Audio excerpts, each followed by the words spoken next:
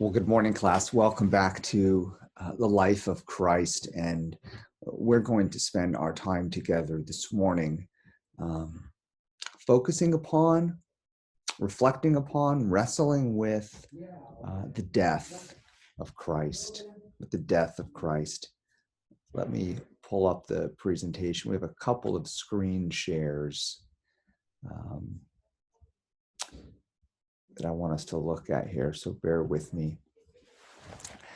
When we're talking about the death of Christ, just to do our best to keep things in context of Holy Week, we're still at Friday, right? And so you will remember that it was late Thursday evening when Jesus was betrayed and arrested, and then he had those 6 trials Friday morning, which then led to conviction and crucifixion, and now we come to the death of Christ, and this is again taking place on Friday. In this case, the death of Christ takes place at Friday afternoon.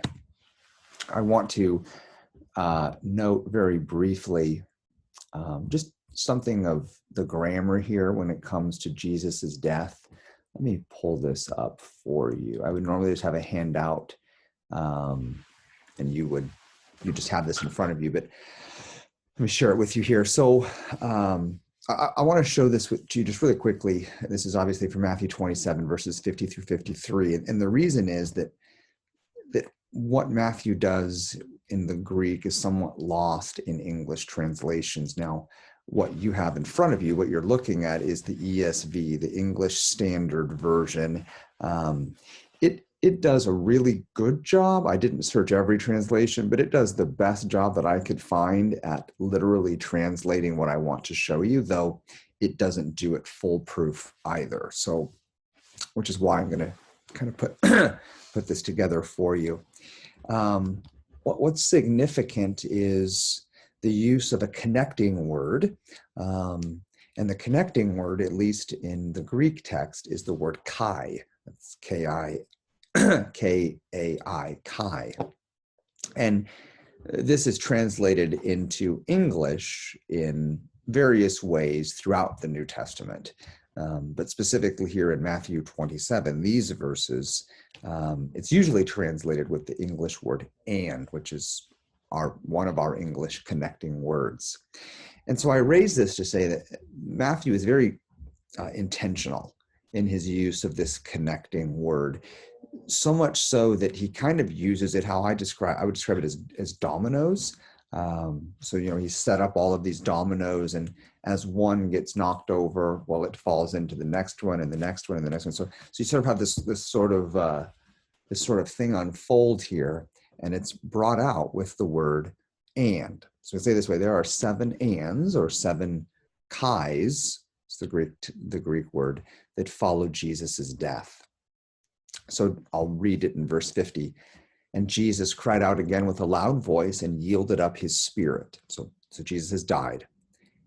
And behold, the curtain of the temple was torn in 2 from top to bottom. And the earth shook, and the rocks were split. And here you can see I've added in parentheses. It's there in the Greek text. It's not translated that way in the ESV. So that's the one that I've added just for the sake of being clear. And the earth shook, and the rocks were split, and the tombs were opened, and many bodies of the saints who had fallen asleep were raised. And coming out of the tombs after his resurrection, they went into the holy city, and appeared to many. And then the text continues, when the centurion saw those who were with him keeping watch over Jesus, saw the earthquake and what took place, they were filled with awe and said, truly, this was the Son of God. And so here I've broke out those 7 ands for you. And again, just the best way I think to imagine or to sort of feel this wash over you is to think that each one of these ands, it falls like a domino after the death of Jesus. So let's spend our time then talking about these ands, these kais, these dominoes. Whoops. Let's look at these 7 cataclysmic events that I just shared with you from Matthew's gospel. First of all, note that we are told in verse 51 that behold the curtain of the temple was torn in two. You see that there in verse 51. It's also worth mentioning that we are explicitly told in Matthew's gospel that the temple was torn from top to bottom, indicating no doubt that this was a work of the divine, that this was God who has done this. Now, this is more than significant, sort of redemptive, historically speaking, theologically speaking, because what is being communicated to us by this cataclysmic event is that it is in and through, it is by virtue of Jesus's death that the wall that separated God from humanity has now been removed. So that for all intents and purposes, now where God dwells in the temple, in the holiest of holies, in the recesses of the temple where only God and God alone dwelled, so now the door is open, if you will. Now sinful humanity can enjoy communion with God. And this is all through Jesus's death. The second cataclysmic event is that the earth shook, and the third one is that the rocks split. I think it's Stein who points out in his work that these are no doubt probably omens of judgment. The point is that only God can move the earth, right? This is a sign of God's hand at work. It's also worth pointing out that both the earth shaking and the rocks splitting remind us that Jesus's death, it had effects on not just what we might call the spiritual world, but also upon the physical world. This brings us to our fourth and then our fifth cataclysmic event. Fourth, the tombs were opened, and then intimately related to that, number 5, and the saints were released.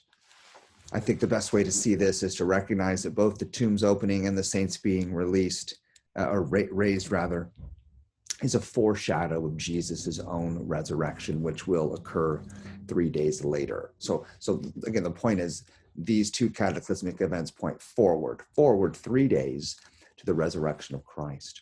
But more than that, they also point forward to the end of the age, to the future resurrection of all those who have repented of their sins and entrust themselves to Jesus Christ. Just like Jesus himself was raised from the dead, and just like these saints here were raised from the dead. So the promise of the gospel is that at the end of the age, all those who have put their faith in Christ, they too will be raised from the dead, just like Jesus was, and just like these saints were. You might think of this by way of illustration in terms of, like a trailer for or a preview of a movie that is going to be coming out soon. Hollywood is notorious for this, right? They'll have this big, hour and a half long sort of blockbuster that's supposed to come out. And then, 6 months before that, they'll drop a little 1 or 2 minute sort of teaser, a little trailer to get sort of whet the appetite, if you will, give you an idea of what is to come. Some of the most anticipated of these would include Hollywood series like The Avengers or The Hunger Games, right? These trailers are, so anticipated and just consumed by people. And again, the point is that they're not the end. They're actually pointing forward to something even better. Same thing. A different analogy would be if you ever go to a nice restaurant. Some of my wife and I try to do for our anniversary. You go to a place, you might order some appetizers or some drinks or something like that. But that's not the main entree. That's not the main course. So these tombs being open, these saints being released, these are appetizers. The main entree, the main course is to come at the end of the age. And then finally, the sixth and seventh cataclysmic events that we find in Matthew's gospel here is that they went into the holy city, number 6, and then number 7, that they appeared to many. Now, it's worth pointing out this was not an isolated event, right? It was actually one of many, many people, something that many, many people witnessed. The point is, it was undeniable. This is something that had to be reckoned with. And of course, this points forward to just as Jesus's resurrection will be public, and it too will force people to reckon with it. I hope these little lectures were helpful for you, getting your bearings. Go through again and reread Matthew 27, particularly verses 50 through 53, and you can see those 7 ands. You can see these dominoes fall as we reflect upon what took place Friday of Holy Week when Jesus died. Until next time, God bless.